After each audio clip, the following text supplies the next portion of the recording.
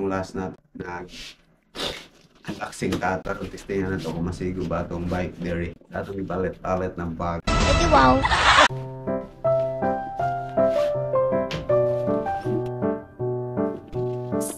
Hindi na rin siya kadako.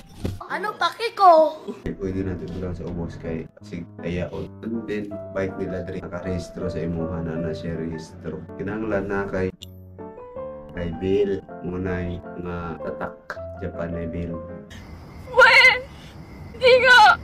And then, siyempre nakisuga. Pero kung makisuga, parahong ka na sa mga pulis. Sag ako nakatry na yun na nag-bike me din. Ang akong kauban is wala siya ganang kuwan. O siya suga. Then nagpatrol na police file. Sugi para mi.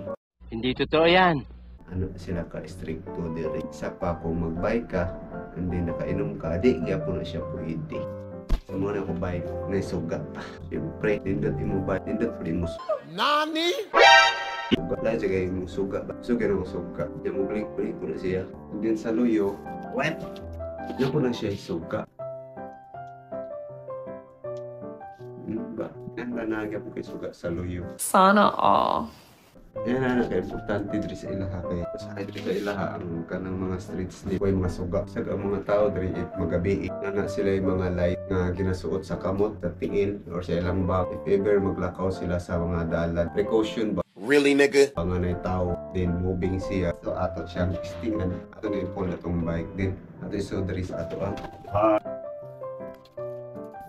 i-pull. Siya. Ato i-try iligo ba? Then dyan natin i-pull ang bibila.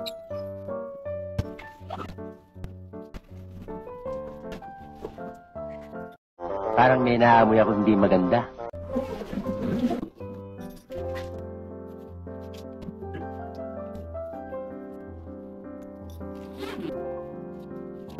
Siya. Murag hassle guys siya. Huwag kayo iiyak.